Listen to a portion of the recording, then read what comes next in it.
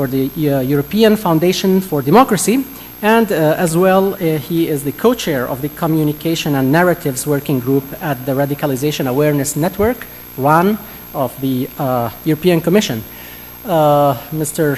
Ritzmann is also not only the research side of studying and analyzing and trying to give responses to prevent radicalization, but he also has experience firsthand as a practitioner as well, having been posted in Cairo, working as a senior advisor for the MENA region for the German Development Cooperation, and also at the Berlin State Parliament dealing with issues of radicalism and more hard security. So, Alexander, the floor is yours. You have about 12 minutes, more or less. Thank you so much also for the kind introduction. It's hard to compete with the outside weather. I appreciate that you're all here. You mentioned the Radicalization Awareness Network. This is one of the hats I'm wearing today. I would rather take questions later. I'm sure all of you know in general what the network is doing. It's connecting practitioners all over Europe, facilitating exchange of good practices for inspiration. And there's lots to exchange, and transferability of experiences is of course a key challenge. And Ms. Udwin has mentioned RAN before, so I'm happy to take questions on this. I'm not going to focus on this on my remarks, because my other hat is the European Foundation for Democracy. I had prepared a presentation, but after looking at the survey and also after the first panel today, I adjusted it a little bit. So I hope that I'm as provocative enough to keep you inside this room, since I aim at offering some alternative interpretations of data and facts and all that comes with it. I will, though, focus on the European Union, on the territory, on the citizenship, on the people that live within the EU. We can talk about the neighborhood as well, and I might mention a few things, but my focus will be the territory and the citizens of the European Union. And before we go into addressing responses and their effectiveness, I think we need to be clear about drivers and root causes, right? We first need to know the reason why things happen before we start generating reactions to it. So it was mentioned before by Mr. Ayala, and I'm happy about it, that the strategy of terrorist organizations is to provoke overreactions and to increase polarization and distrust within societies for their political gain. And everybody knows this, but I like to re-emphasize this, because we need to understand why terrorists do what they do. They don't just like to kill people. They kill people for a reason, to scare us and to make us do stupid things. So we have to be aware of that when we go into policy advising and dialogue. Now, the Euromed survey mentioned socioeconomic factors as the highest ranking key driver, root cause that pushes people into extremism. And it's obvious that socioeconomic conditions can be a relevant factor. But the research I know indicates that it's far away from being the most relevant, the key driver. If you would speak to the Soldiers of Odin, that's a neighborhood watch organization started in Finland, it's in Norway now, in Sweden, in Canada, in Germany. These are concerned citizens that march the streets looking for immigrants and refugees that might cause trouble. They are registered NGOs, and they're neither discriminated nor marginalized. They're just very angry and fearful, and they have an ideology that justifies what they want to do. If you look at Pegida, right-wing populist movement, if you look at their membership in Germany, they are not the ones that receive social welfare. They are middle-class people mostly, businessmen, lawyers, people who have access to resources, who are well integrated. Of course, they're not discriminated. They're mostly, organic Germans, if you want to have that term. But they are scared and angry, and they have an ideology that justifies and gives them legitimacy to act what they want. And just a small sidestep, Egypt. I lived in Egypt for 3 years, 2012 to 2015. I arrived when Morsi was elected, and I left when al-Sisi had everything back under control. The Brotherhood membership If you look at that membership, it's lawyers, businessmen, doctors, engineers. There's an interesting research done on the engineers of jihad that shows, and not just looking at one country, but worldwide, that the representation of engineers within extremist organizations, especially Islamist organizations, is 14 times as high as it should be compared to the rest of the population. So there is something going on. All these guys are not really discriminated. There are factors. They might be underemployed, they might be unhappy, there might be other factors, and I'll talk about that. Because what all these theories that explain radicalization and extremism are imperfect, but I like to focus on the push and the pull factors, to differentiate what makes an individual open to extremism and what then an extremist organization has to offer to that person to actually make that step. And this is so important that we do this right, because we have limited resources, we have limited time, limited money. It's always great to work on socioeconomic improvements, and we all should do that. But the question is, should this be funded by prevention or countering extremism? That's the only question I would like to address. And I see the tricky part of sometimes not being clear what is correlation and what is causality. So if I look at one specific country and I say, okay, 50% of those who are engaged in extremism are somewhat poor, I might come to the conclusion that poverty is a driver, a causality. But it might also just be a correlation. If you look at the other country next door, where 50% or more have higher degrees and are well educated and are members of the same or similar organizations. Figuring out what is correlation and what is causality is the key in effective policy advising, and that's something we're doing or trying to do at the European Foundation for Democracy. So if you look, for example, Europe again, Islamists in Belgium are disproportionately undereducated. That's actually a fact. However, in the UK, foreign policy grievances are being pushed as main factors of radicalization and identity crisis. In Germany, most who joined the Islamic State had committed criminal offenses before, while in France, discrimination of migrants, of Muslims, is being highlighted as a dominant factor. In the Netherlands, there are studies that indicate that mental illness is a key driver of a significant portion of those who join Islamist extremists. So what do we do with this? What does connect the engineer to the petty criminal, the A-grade high school student, female, to the mentally ill? What are these things that kind of make sense out of this diversity of factors? And how do we explain that there are so few terrorists if socioeconomic factors and discrimination are drivers? I don't know if you've ever been to Brussels or to parts of Germany. If you would take this as a key driver, we would have other numbers. So I'm not saying that these factors are not relevant, I'm just saying they are not the most relevant, and that we should not invest most of the resources that we have in the prevention and countering of violent extremism budgets in it. Now, I have to boil things down. I have to make things that are complex, less complex, to communicate them, right? I cannot give you a 6-hour lecture now, because you would not stay here, you would go into the sun outside to listen.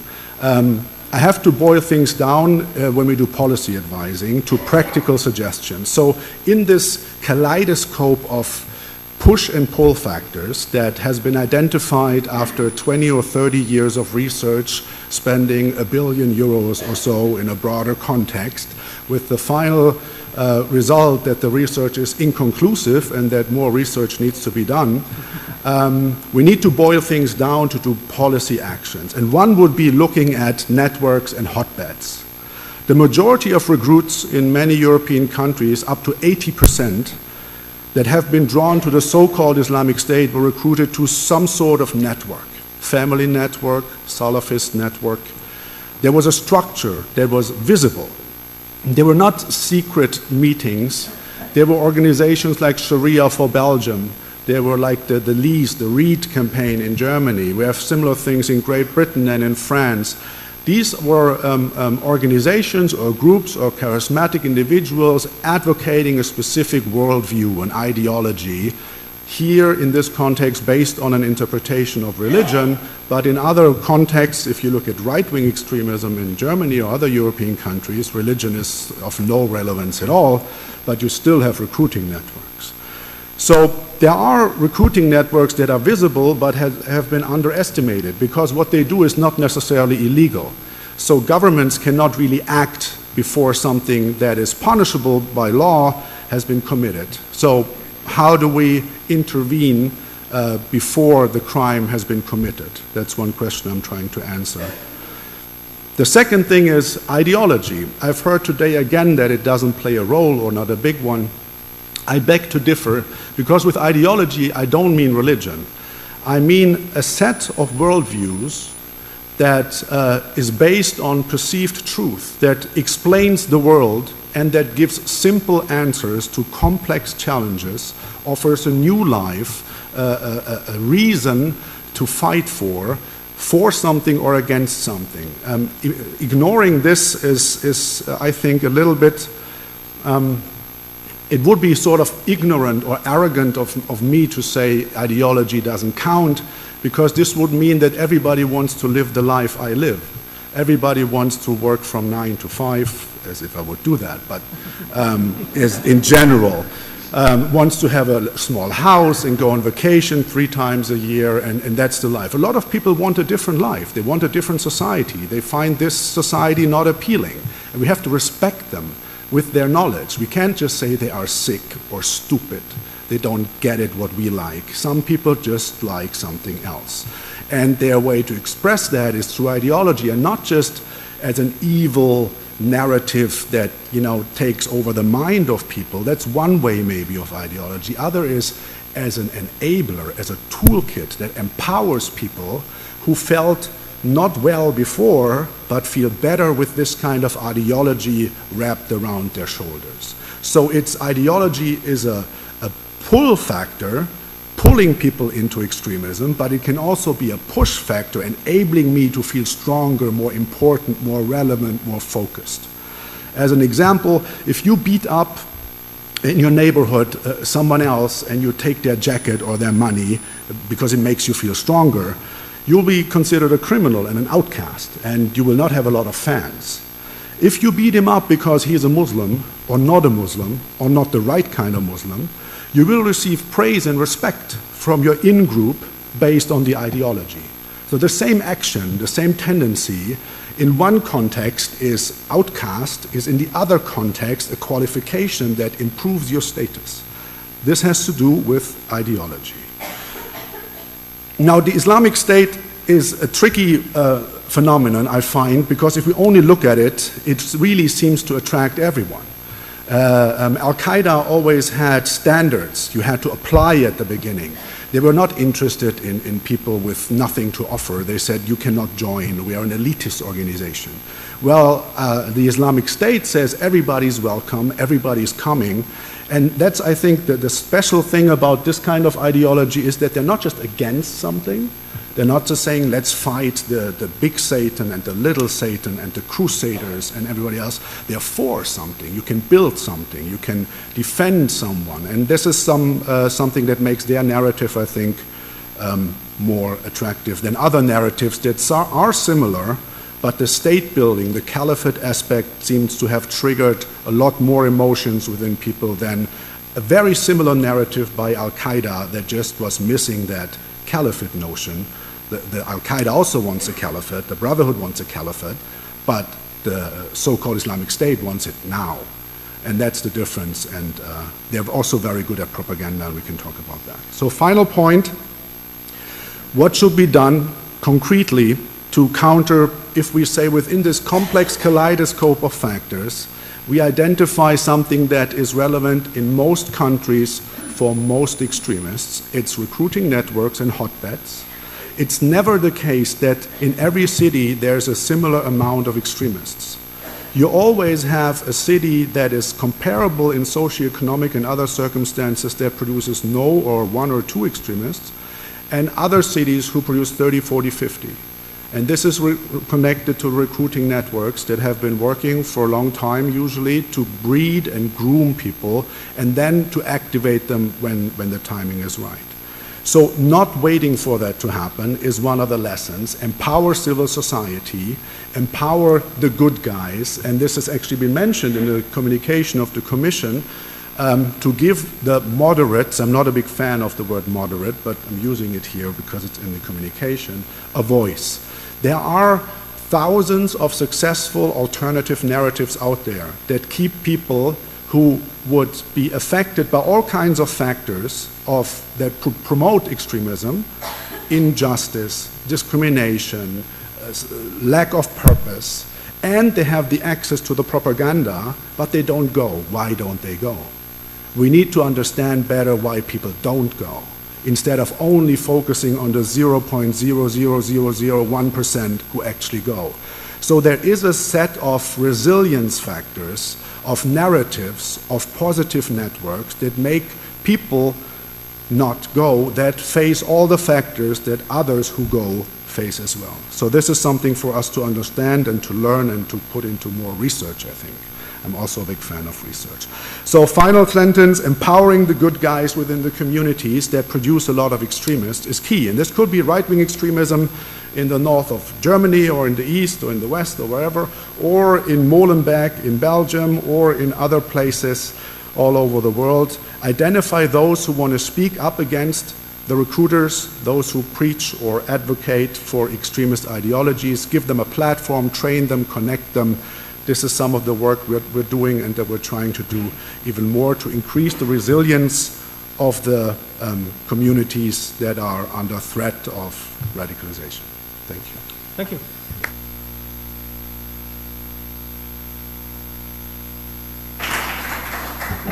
Thank you very much, Alexander. A lot of interesting information, and I'm sure that during the debate we'll have time to explore a bit more some of the points that you already raised. Our next speaker is Arman Robin, who is the founding and the director and founder of the PAL Think for Strategic Studies, a think tank based in Gaza, Palestine. He's an analyst on the political economy of the Middle East, and he's a regular contributor to international magazines, newspapers, participating in conferences on political and economic issues such as Palestinian affairs, reconstruction of Gaza, reconciliation issues within Palestinian fractions, the Arab-Israeli conflict, and the Euro-Mediterranean cooperation. Omar, the floor is yours. Good afternoon. Thank you, Hazem. Thank you to everybody. I will try to compete with the previous speaker. I construct my presentation as a key point, as bullet point, and I think I invite you to agree on 3 or 4 points about violent extremism. First of all, this is not a new phenomenon. It's old. It has been there all the time. It's born and made. Some violent extremism born in some area, and some others were benefiting from outside and external phenomena. It's not confined to the Middle East. It's everywhere. It has been Latin America and Asia and Japan and China. We need to agree on this because this will help us on drawing the strategy to respond.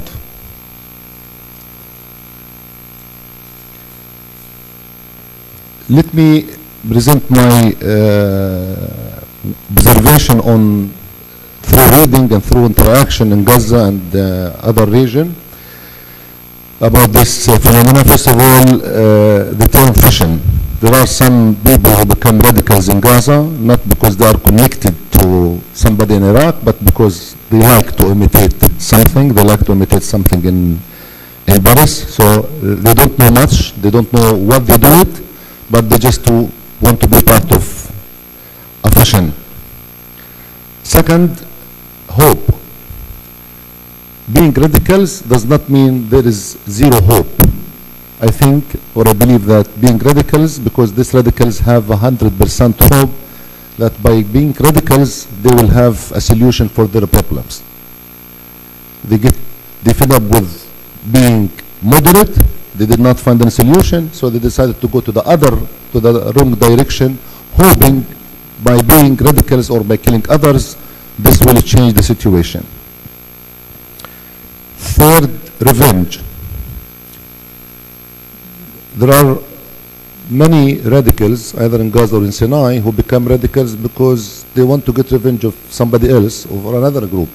They don't believe, they are not well educated about why they radicals, but because they were injustice, they were treated badly, so they decided to be radicals in order to find a legitimacy to kill others. Fourth, the adaptability, flexibility, they change. They are much quicker, much faster than us in changing the names, alliances, which make it very difficult for us, for security, to track. You hear maybe 20 groups in Gaza and the Sinai. You don't know which one comes first. You see that this group were under that umbrella, and the second month or the following month they became under the other umbrella, which prove again that there is no clear ideology, a clear strategy. They just want to be radicals under any other names. Fifth, OBM, I call it, other people mistake. They don't have a strategy, they don't have clear, detailed why they are radicals, but they are against the others. The others made a huge mistake, either the state or the liberal or the political party or the business community. They feel discomfort, so they use the other people's mistake to fuel their narrative. As I said all the time, the less mistake we do, the less fuel they will get. But unfortunately, our leadership, not in Palestine, everywhere, they do a lot of mistakes, which give them a lot of energy.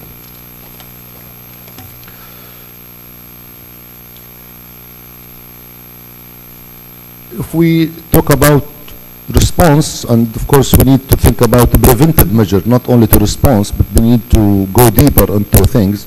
I do believe that there are enough memories in the history of the Islamic State, the Middle East, that fuel these radicals.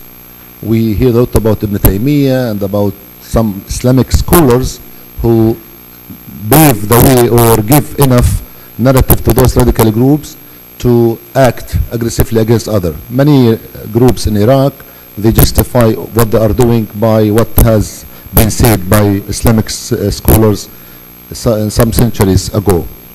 But we need to agree on something that they are not the same. I don't agree with this that all the radical group in Europe, in Paris, in Beirut, in Gaza, in Sinai are the same. If we talk about lack of democracy in Egypt, we cannot talk the same thing on Sinai. There was no democracy. It's a tribe society. They haven't been living in a democratic environment, so they don't miss if there is no democracy. So the radicals in Sinai is not the same in Gaza, not in the same in Beirut, in Lebanon, not in the same in Iraq. So each reality has its own speciality. This is why there is no one solution or a generic solution that could apply to all.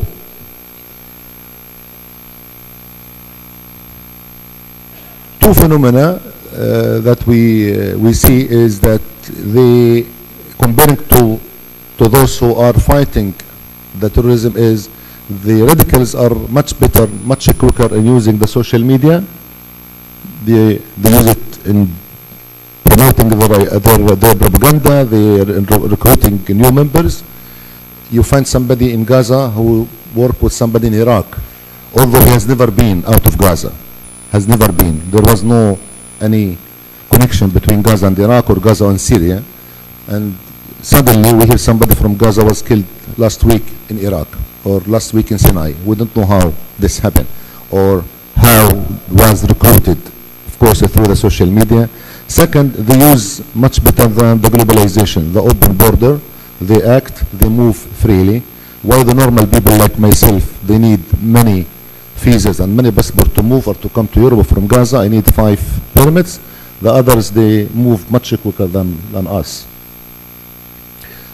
As an Arab, as a Palestinian, of course, the Palestinian-Israeli conflict has fueled the tendency towards radicalization.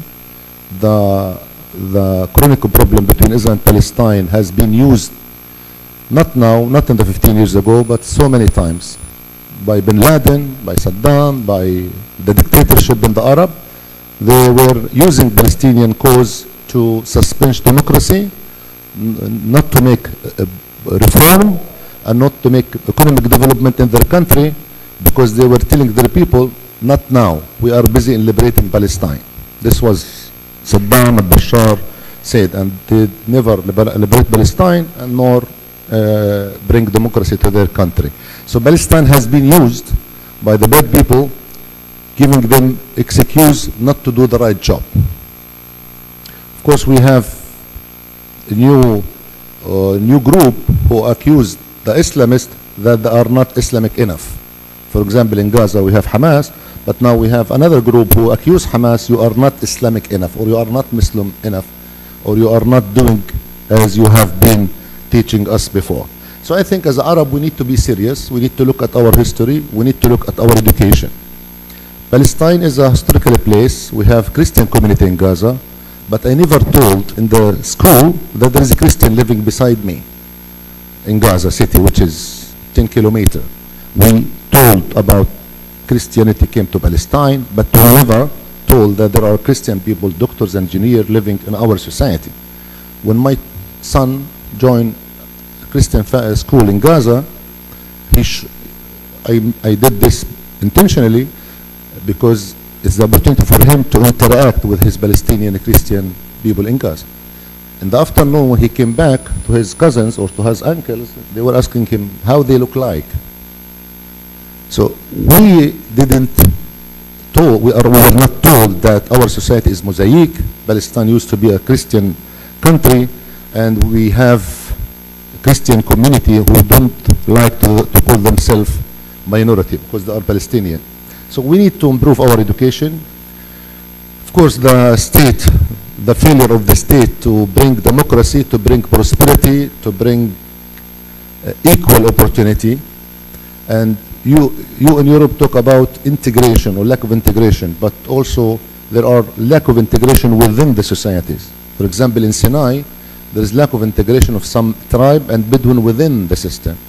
In Palestine, there is unequal treatment between refugee and non-refugee, people in the area C in the West Bank, and those who live in Ramallah. There is a lot of inequality that fuel the feeling of injustice and inequality between citizens. So the state in the Middle East is not a state for all citizens.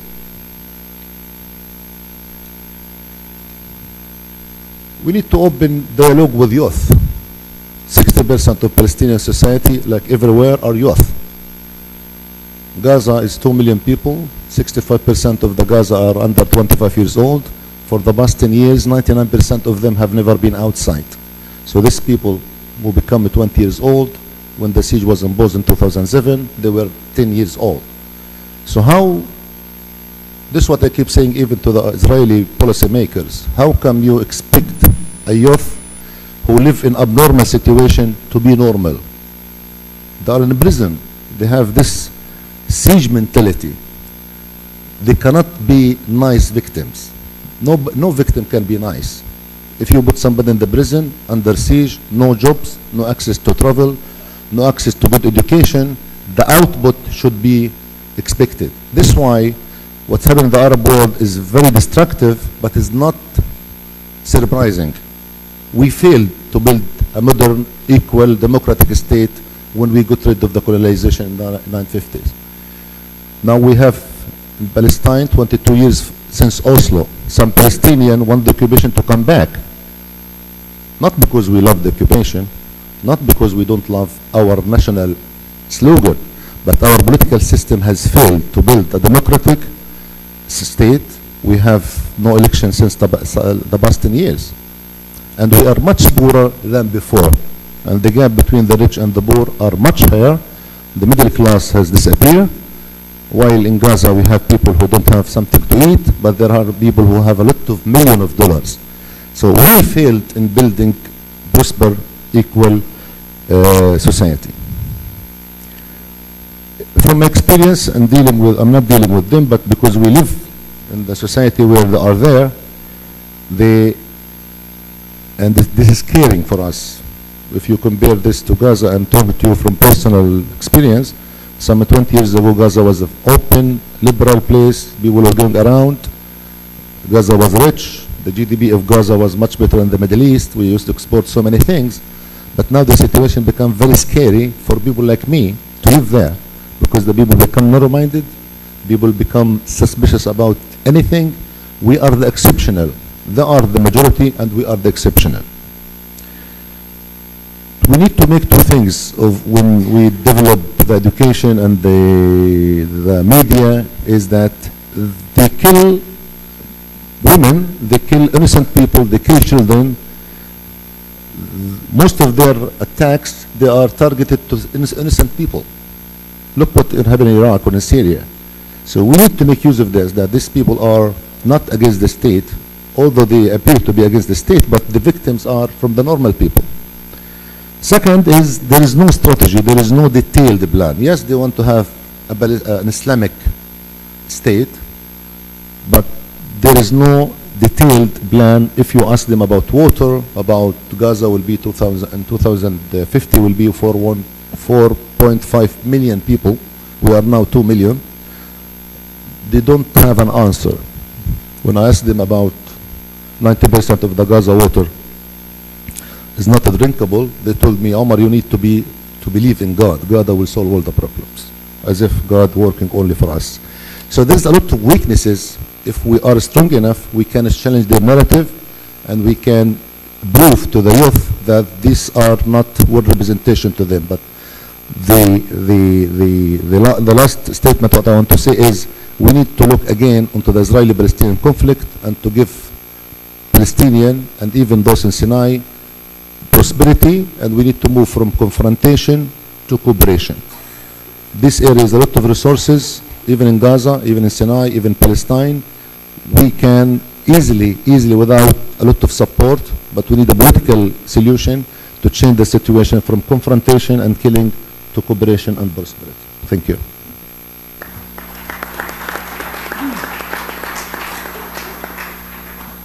Thank you very much, Omar, for your thoughtful remarks and for linking the regional environment also to the Gaza situation and experience and the road ahead, hopefully. Our next speaker is Mustafa Al-Sagazli. He is the founder and the general manager of the Libyan program for reintegration and development, which is part of the Prime Minister's office. And this program is in charge of disarming, providing training, and supporting the reintegration of former combatants into professional life. And I've heard that there have been thousands of people who have gone through this program in Libya. Mr. Sagazli, before taking up the position, was a deputy minister of the interior in Libya's transitional government. And the floor is yours. Thank you. Good afternoon, everybody. I would like to take you a bit more to the ground, more to these violent extremists, as in the end, as part of our societies. And I will refer to the Libyan context. Violent extremism, as we all know, has root causes. It has, if we look at a holistic approach, it has many factors and many causes that turn a young person into a violent extremist. In Libya, one of the main causes of violent extremism was political exclusion. You all know that Libyans lived under a dictatorship for 42 years, one-man rule, who chose to have one color flag one book that he wrote as our constitution that we needed to follow in every minute of our lives. A complete dictatorship, a one-man show, you can say. So political exclusion, Libyans were not able, or youth were not able to participate in building their country or their future. So this is, this injustice and this exclusion is an important factor in breeding these violent extremists in Libya. Socioeconomic grievances. Usually people, according to the wealth of their country, their resources, expect a certain way of life. Libya was a rich country, oil, gas producing, minerals on the Mediterranean, 6 million people, a large country, but the people were poor in comparison to other countries, oil producing countries like the Gulf countries. So socioeconomic grievances. And when I say grievances, I would like also to refer to what Brigadier General Ayala has said, hatred. Grievances turn into hatred. And hatred is the worst thing that a young, uneducated man could have in his heart with an arm. So this is the causes that really breed these terrorists. Ideological and cultural issues. When you have a country that is ruled by a dictator, there is only one interpretation to everything, including religion. Therefore, we had in Libya, for example, we had the Maliki madhab, which is a moderate madhab. We call it the school of goals or maqasid in North Africa. When Gaddafi came to power, he closed all Islamic universities, meaning Islamic education universities. And the only source of education was either from Gaddafi as the highest philosopher in Libya, or you could get it from tapes, later on internet, or books coming from the Gulf region and other schools of thought. Historical grievances, and this is important for researchers. There are some grievances in our region. You in Europe, you must take them into consideration and research and study them. For example, in Libya, Omar al-Mukhtar is our hero. Omar al-Mukhtar fought colonial Italy, fought fascist Italy.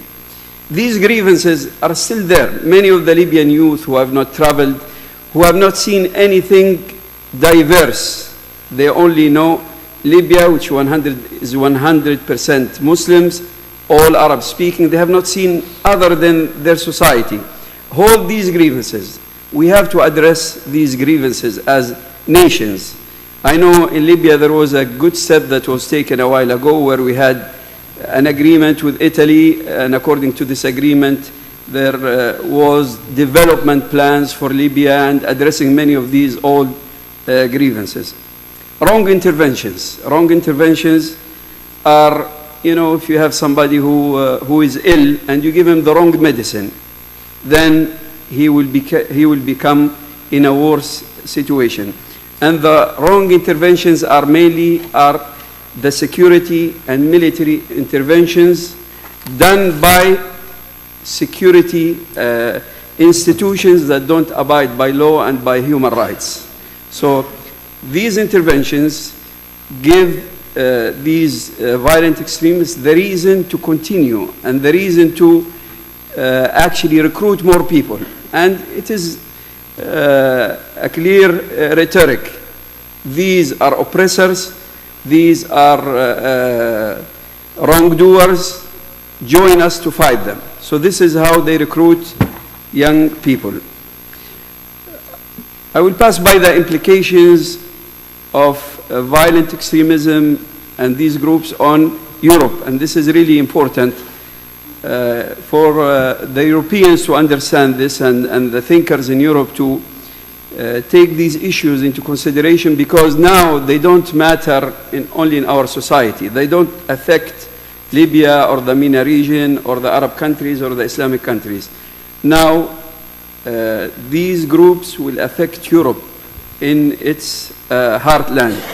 We are in a global village. Internet has made us closer. Proximity to Europe, for example, Libya, between Libya and Italy or Greece or many of the European countries, the Mediterranean. And now the Mediterranean, it's becoming very easy to pass it and to go on the other side. Immigration, recruitment and breeding that's happening on both sides. We found, for example, in Libya, many members of Daesh have come from Europe and vice versa. Cross-border smuggling, drug trafficking and human trafficking, these are all issues that they impact us in Libya, but they also impact Europe.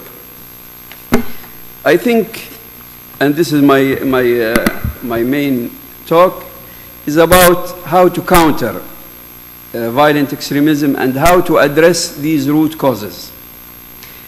A famous politician, an American politician, has described the issue of terrorism and violent extremism as it is like a swamp. If you want to fight cholera or fight the diseases brought by these swamps, you don't kill the mosquitoes, you dry the swamp. So these causes are the swamp. How can we dry the swamp? There are many solutions, but I think on the priority, especially in Libya, and we have tried it through our organization of de-radicalization and reintegration, that many of these youth, they join these groups because of their maleducation, because of their misunderstanding of Islam and Islamic values. Many of them, when you enter into dialogue with them, debate, negotiations, you can save them or you can rescue them from these ideas. And by the way, in our culture, the first violent extremist group that was established in the Islamic world after Prophet Muhammad in the time of Ali ibn Abi Talib was called Al-Khawarij. And these Khawarij, they came out with an idea that Ali, who is the cousin of the Prophet, who is one of his companions, was not Muslim enough because of the idea of what they called Al-Hakimiyya, that rule should be, God is the ruler. Therefore, Ali should not interfere in certain things, especially when he entered into the famous debate with Muawiyah and so on. But I would like to refer you to this, Google it. It is the debate between Abdullah ibn Abbas, who is the companion of the Prophet, and who is the greatest scholar of the time, with Al-Khawarij. If you read this debate and dialogue, negotiations with them, in the end he managed to rescue 25% of this Khawarij violent extremist group through dialogue that took a few hours. So ideological factors are important, and dialogue, I know that my colleague spoke about taboos. I know it's a taboo to have dialogue or negotiations or even to have debates with these violent extremist groups or their leaders. But if we want to rescue our youth, if we want to make sure that we bring solutions to this phenomena, we must open dialogue, negotiations with these groups. And by the way, let's be sincere with each other. Didn't the Europeans do it with the IRA? Isn't Colombia doing it now with FARC? So why not in our region? We need to find solutions, and this is one of the important solutions. It doesn't have to be government to terrorist organization. It can be a third party. Many NGOs, many civil society organizations can do this work. I know that ETA is an example also. It has entered into negotiations through a third party and so on. So negotiations should not be a taboo. We must find ways to rescue many of these young people. Again, negotiations will lead to some political inclusion. Many of these groups, what made them hold their weapons is that the venues for political inclusion was closed.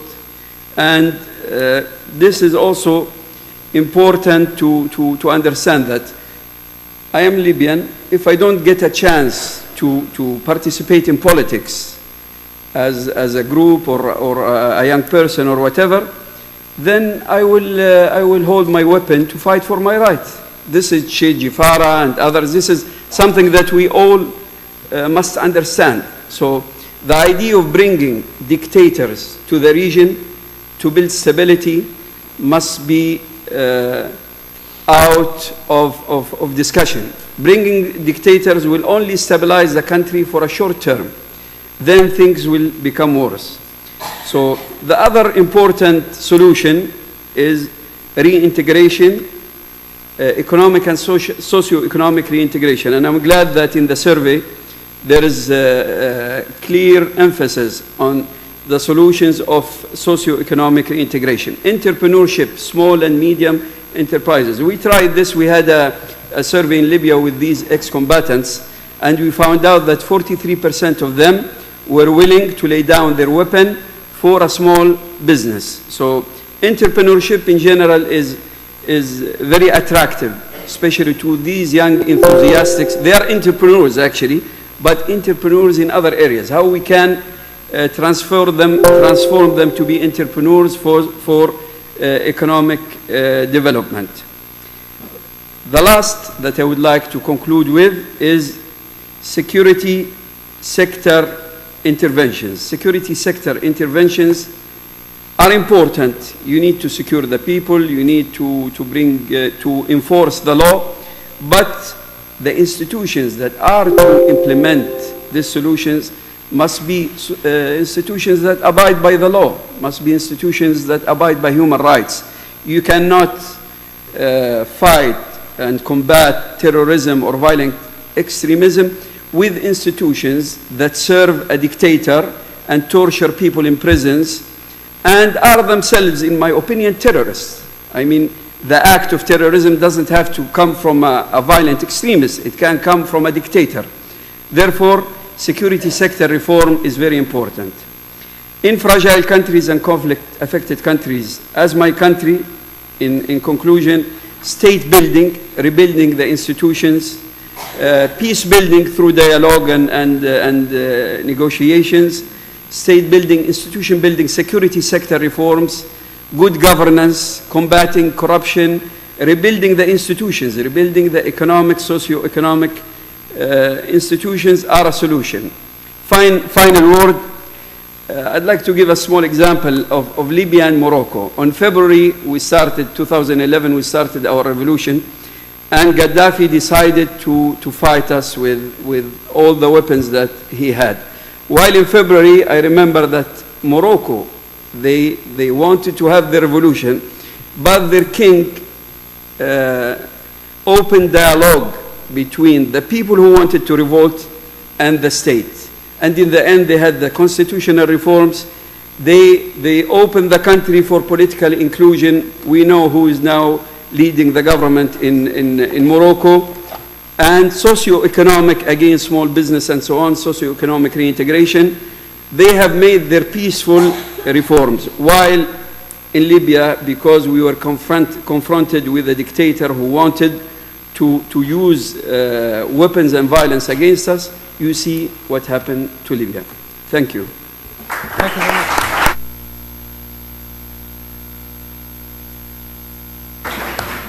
Thank you very much, Mustafa. We have some time now for debate, so I will take 3 questions. If you could please introduce yourselves and brief questions and who you're addressing. Yes, Patricia, right there. Yes, that's her. And back there, Jean-François.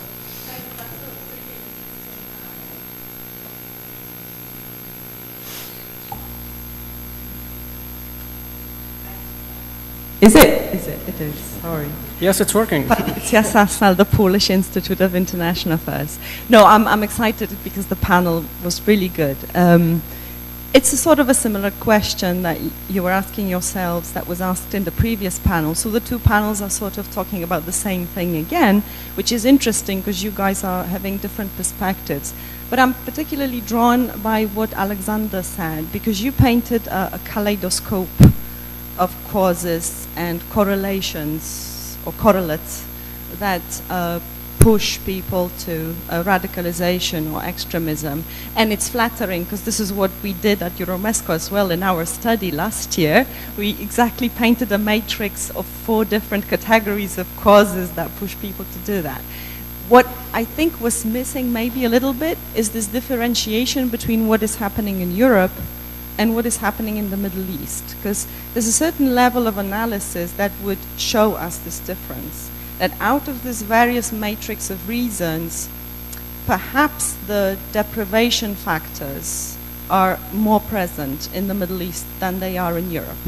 And yet still, even though in Europe they may not be so prevalent, we might be looking at deprivation from a wrong angle. Because there's this concept of relative deprivation that was developed, for instance, by Robert Gore in his very famous book, Why Men Rebel, in the 70s. And he would say that it's not what we envy other people for. You don't have to be really abjectly poor to envy other people. You can be wealthy and still envy other people something. So that's the concept of relative deprivation. Because of, you know, the connectivity, globalization, we envy people very different things. We can envy the Americans even though we're in Europe. Okay, we don't envy them anything these days. But it's just a thing that I am putting on the table, and that's a remark, and I have also a question, because you stopped your, you stopped your intervention at the most interesting moment. You asked, what do we do before they commit a crime? Or what can be done before they commit a crime? So have you come to conclusions? What can be done before they commit a crime? Thank you. We will take 2 more questions and then go back to the panel. Jean-François at the back. Jean-François Daguzan, Deputy Director of the Foundation of Strategic Research at Paris. Jean-François Daguzan, Directeur adjoint de la Fondation pour la recherche stratégique à Paris. I shall speak in the 2 languages. Je parlerai dans les 2 langues. We developed last year for information a prototype program on de-radicalization for the Ministry of Justice with volunteer prisoners in the prison of Fresnes, close to Paris. Essentially, some elements for Mr. Ritzmann. In France, from the last 5 years, we have around 10 to 15 studies about the radicalization processes. And the main factor is not absolutely the socio-economic question. It has to be understood very clearly. We have, of course, the question of banlieue evoked before. We have the problem of some communities around the big city. That's the reality.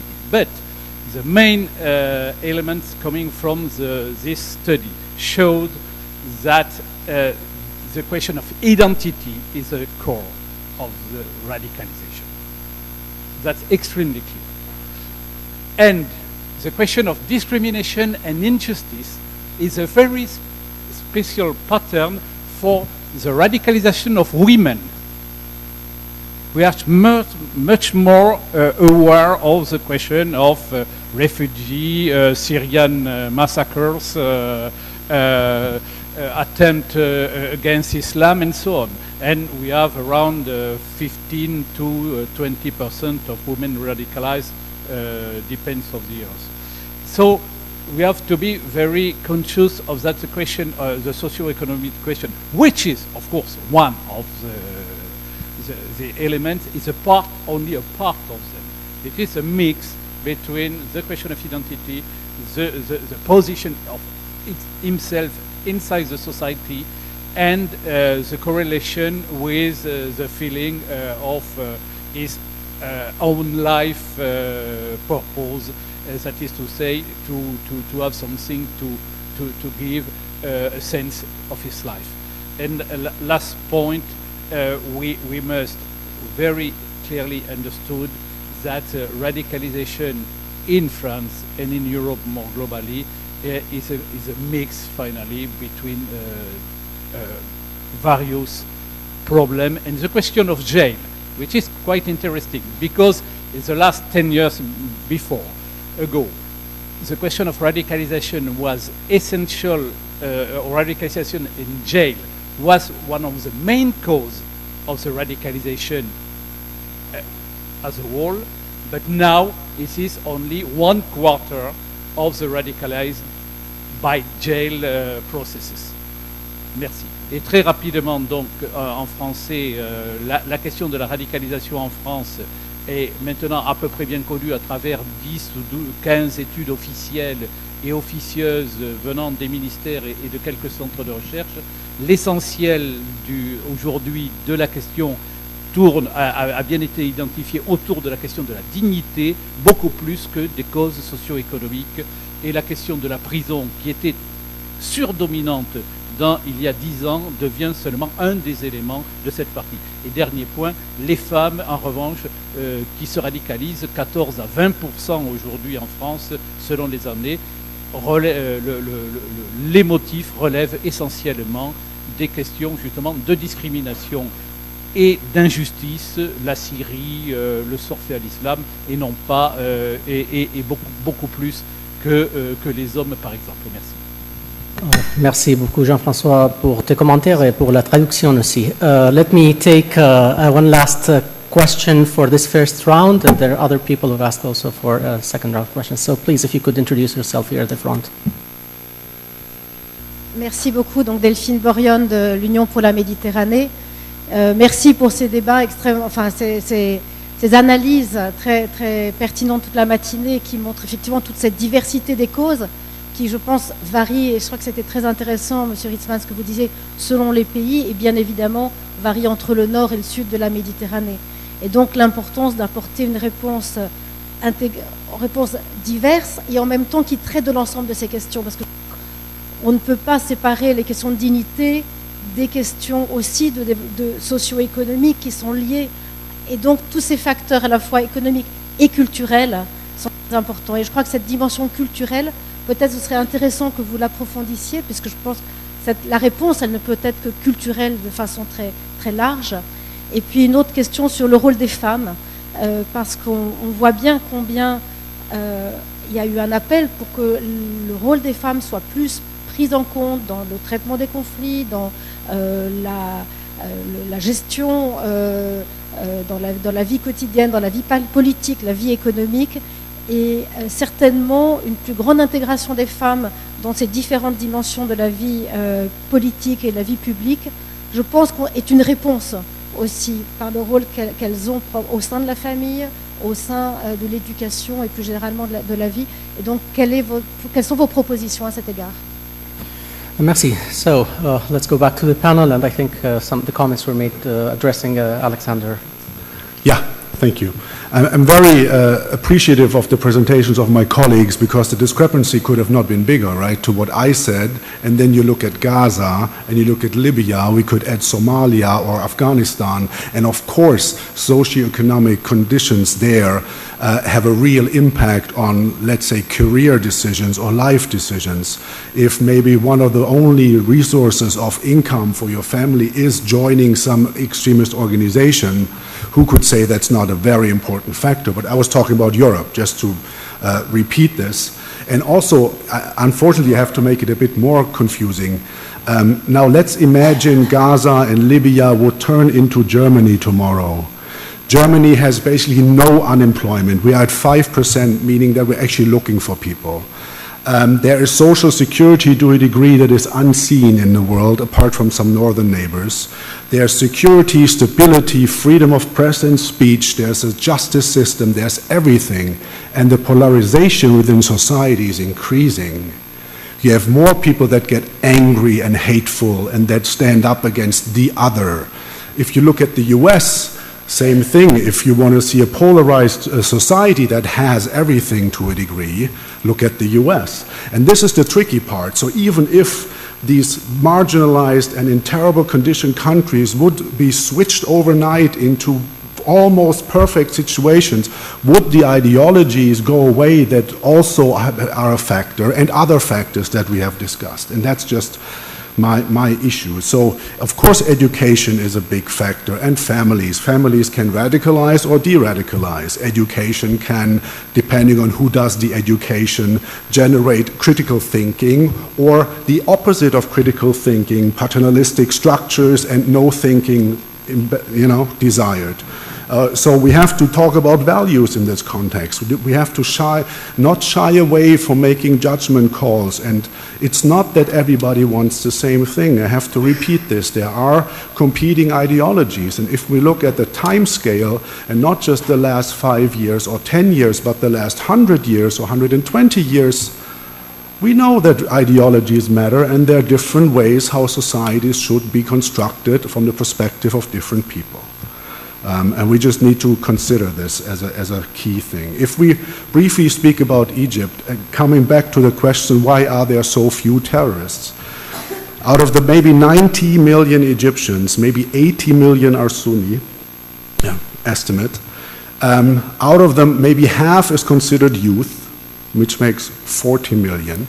Half of them are unemployed or underemployed. Maybe it's more like 60 or 70%, but for simplicity. So that's 20 million people. And if we take away the women, that's 10 million. 10 million angry, undereducated, underprivileged, in some way discriminated young men just across the pool. Why are they not marching towards Europe? Right? So are the conditions really the driver? What are the resilience factors that keep people in their local context, that make them listen to also moderates, that make them listen to alternative voices? And that's my final point. Those voices need to be empowered. They need to be trained and connected and funded. Every community has reasonable people that speak up or want to speak up against those who preach hate and extremism. But we're focusing on the hate and extremism people and not on the good guys. If we would just take 10% of the security budget and do that in the promotion of civil society organizations, I think we would have an increase in mid to long-term security, absolutely. Raising awareness about ideologies. Of course, there's a discussion going on. Should we support brotherhood organizations in Europe, for example? Should we task Muslim Brotherhood organization with the integration of Syrian refugees? And some will say yes, of course, because they kind of have a similar thinking. But many Syrian refugees will say, I didn't flee from Syria to now face the Brotherhood here. And of course, the Brotherhood might not integrate them in German society, but in some sort of parallel or counter society, depending on which stream. Same with Salafism. So I think we have to empower the right people, not just NGOs in general, but the right. We don't want to empower the soldiers of Odin, right? They're an NGO that is doing neighborhood work. We're not going to empower them, would be my point, and I also don't want to have Brotherhood or Salafists empowered. I want to have people who say you couldn't be a Muslim and a German and an Italian and a whatever. You have different identities. That was raised, the psychological issues. The relative deprivation is a key thing, comparing yourself to others. That is why still so many Germans are upset, despite the fact they have everything. But they see someone who has more, and they are afraid that someone might take it away from them. Now, let's bring up a policy addressing psychological issues, right? They are not sick. These people are not mentally sick, but they have a tendency towards leaning towards authoritative structures. That's usually what people have who are interested in Islamism or right-wing extremism. We have a couple of cases where people turned to right-wing extremism, and it wasn't harsh enough for them, so they turned to Salafism. That's actually a growing number of young men who go through these extremist ideologies until they find something that fits their purpose. So we have to put this all into consideration, and as I said, empowering the good guys will make a big difference, I think. Thank you, Alexander, for those comments. Yes, we have 3 more questions, and let me ask you to be brief. We have only 10 minutes left. Fuad, George, and Jawad.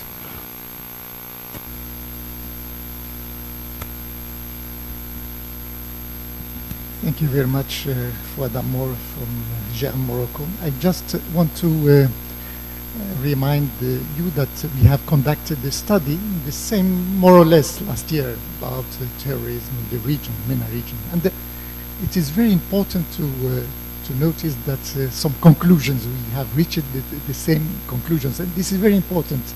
I would like to highlight the importance of some methodological elements, factors that have been highlighted in this panel. Very important, for instance, from causality to correlation. And it depends. Sometimes correlation could shift to causality and vice versa, of course. This is very important. And I would like to say that this panel has, of course, put an emphasis on the diversity of the situations. Of course, that's why it's very important to be prudent, to be aware of the fact that it's hard to generalize. We are talking about a phenomenon which could change depending the time and the spaces and the moments and the context and many, many things. This is very important. And I would like to just end my brief comment on the fact that our colleague Mustafa highlighted the importance of education. This is very important, how education could be a part of the solution of this phenomenon, which has nothing to do with Islam, with many things, because the complexity is such in such complexity that we cannot make a real correlation between some phenomena. Thank you very much. Thank you, Fouad. George, please. Can you give the mic back? It's right there. Thank you very much for a very interesting panel. I have a question for Mustafa with regard to the experience of Salafism, non-violent Salafism like Salafiyya al-Ilmiyya, fighting jihadi Salafism. How would you assess this? Do you think it's a successful case in Libya?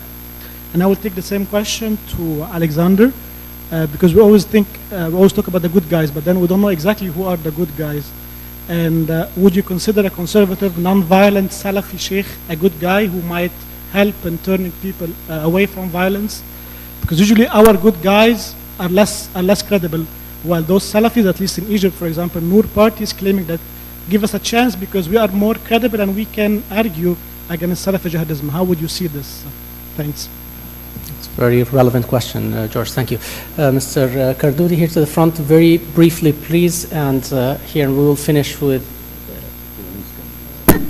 My comment is for Mr. Mustafa. Of course, I hope peace and stability in Libya, because it is a North African country. But your comparison between Morocco and Libya is not good for me. In Morocco, we have a king which has a legitimacy of 300 years. We had political parties. We had a relative freedom of press. In Libya, unfortunately, Gaddafi took the power, it's a military who took the power by force. There were no political parties, no freedom. So I think this comparison is not very good, but I hope really that Libya will find peace and stability. Thank you. Thank you. To the front, if you can just keep a brief question or comment. Merci beaucoup. Je parle au nom de la Fondation Assemblée des citoyens et citoyennes de la Méditerranée. Je suis très content d'être ici entre vous. Je vais exprimer brièvement les inquiétudes, les préoccupations des citoyens et citoyennes de la Méditerranée qui se trouvent dans un contexte de guerre et inégalité croissante. Et on voit une mer, notre mer, comme il devient un cimetière. Et du point de vue des propositions, c'est clair que ce que nous demandons, c'est plus de démocratie, plus de droits humains, une lutte réelle contre les inégalités économiques et sociales, et de telle façon que l'extrémisme et le terrorisme se trouvent sans base de manipulation de la conscience des jeunes.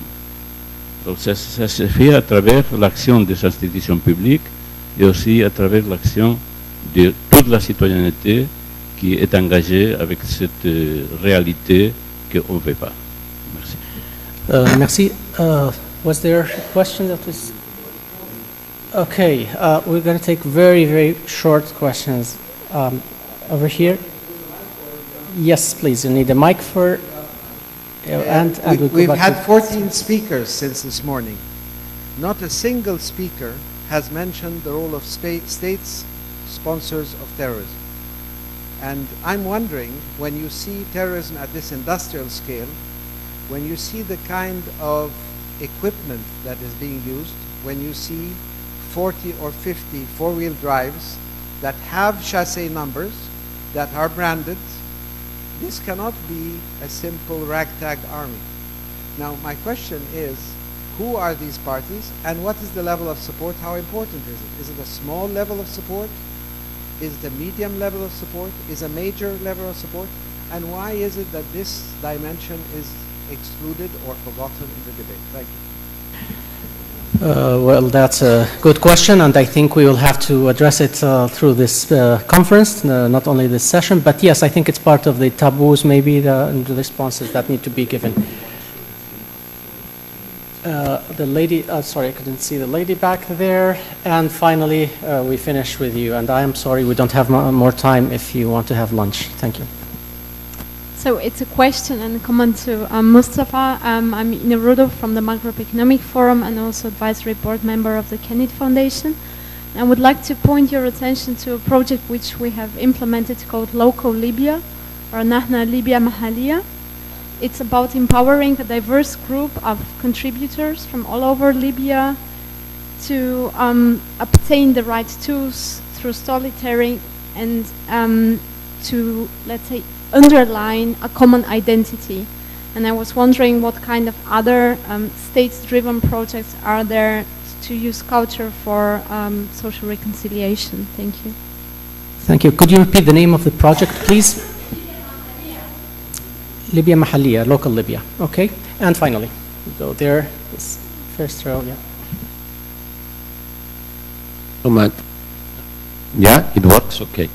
Thank you so much for the panel. I'm Luca Gervasoni, Director of the International Institute for Nonviolent Action, currently supporting the establishment of an observatory to prevent violent extremism.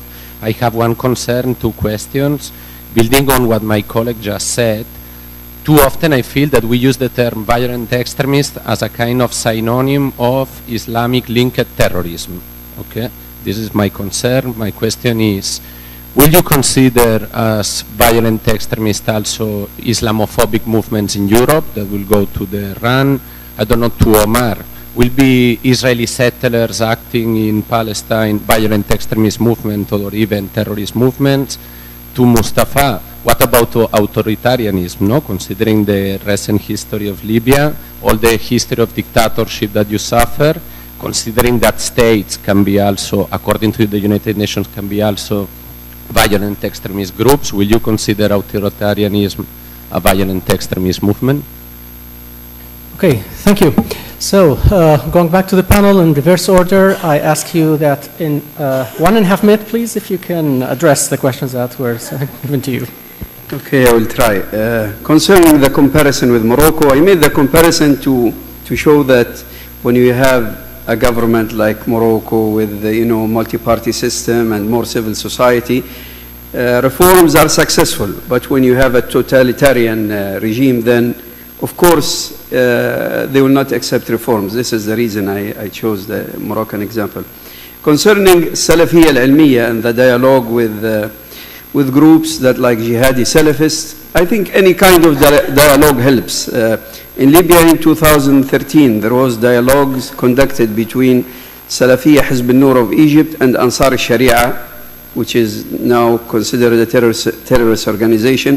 Salafiyya who use violence. And the main debate and dialogue was Hizb al-Nur sees that joining democracy is not something against Islam, while Ansar Sharia, they believe democracy is against Islam. So any kind of reasonable dialogue is important. I'm not sure if it really made Ansar Sharia more moderate. I don't think so, but any reasonable dialogue that can moderate these extremists, I encourage it.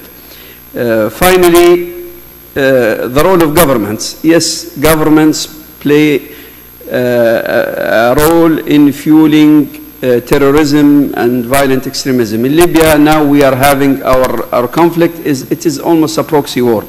We have a few countries supporting one side and a few countries supporting the other side. And the ones who are suffering, the Libyan people. Both parties are supported with arms, even though there is arm embargo, with financing, with media outlets. By the way, the role of media in violent extremism and in conflicts is really, really huge. Therefore, yes, you are right. In Libya, if external interference and external governments stop nourishing both parties, I think we'll build peace in a short period of time. Thanks.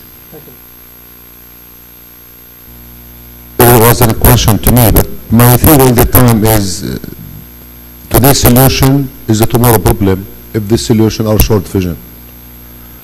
Three main things. The state in the Arab world did not implement good policies. The politicians talk very short policies, like the Israeli siege in Gaza. Gaza used to be a very liberal place like Europe. Now it's completely different, because they put siege and people are unable to get out. So what do you expect from people who have been in prison without no when and why? We are in prison without no when, we'll be released, and why? We are punished by somebody else's mistake. And the third element is the education. Our education is very bad. I told you, I'm Palestinian. Our Jesus is Palestinian. I'm proud to be brother to Jesus. But we were not told in our education that Jesus is Palestinian. Or we have Christian in Gaza, and we have a very beautiful church in Gaza City, 1400 years old. So we didn't learn how to be tolerant with others. I don't like to blame others. Europe policy was not good. But I like to blame us. We didn't do enough, and our authority, our national project did not do enough, did not meet the minimum. And the EU, who support Palestinian Authority blindly, they are to be blamed because they don't question them anything. They just give them 400 million euro a year without any questions. So we have to do the job ourselves. Thank you.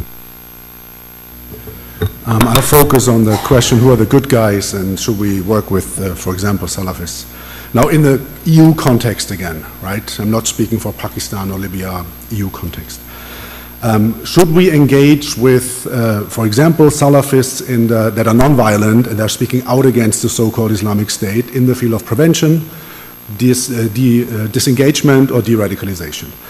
To me, this is a legitimate question, but I would ask back, should we work with Pegida or right-wing extremist organization in the prevention, de-radicalization, or disengagement of neo-Nazi groups? Should we send young people who sympathize with right-wing extremism to a right-wing organization that says, yeah, your beliefs are right, the enemy is the Jews and the West and capitalism and democracy and the EU and everything, they're really all terrible and they are responsible for your inner suffering, but don't fight now. And that's what many Salafists say. It's not the time. There are different strands in Salafism, of course. But I would not bring youth towards an ideology only because they're sympathizing with it and bring them in contact. Because if we turn it around and say, would we bring them to right-wing extremists or populists to prevent something, I would say, everybody would say, of course not. But for some reason, we consider that working with political Islam is a solution, while we say with political right working in prevention is not a good idea. That's a bit confusing to me sometimes. The good guys are the ones who are not the bad guys. And the bad guys are the ones who want to replace our societies in Europe, societies, with a caliphate or an Aryan superstate or a workers' paradise, whatever communist fantasies, any utopia that wants to get rid of what we have. These are the bad guys. And it's rather easy to find out what people are really after if you read what they write and you hear what they say and you look at what they do. And then you can make that judgment. It's harder to have a list of the good guys because there's a gray area and a variety. But those who want to overcome our liberal democracies in Europe and replace them with some authoritarian style with religion or without religion, these are the bad guys. And we can talk to them, but we shouldn't fund them, right? We shouldn't empower them. We shouldn't introduce them to youth or others. We have to figure out smart ways how to contain them because they're not going to go away. Terrorism cannot be defeated. Extremism cannot be defeated. It can be managed. It can be dwarfed. It can be made small. But in the history of humanity, we always had extremism, and we just have to get better again at preventing and fighting it. Thank you, Alexander. There's an announcement for us by Emmanuel, but before that, please join me in thanking all our panelists for a very interesting and rich debate.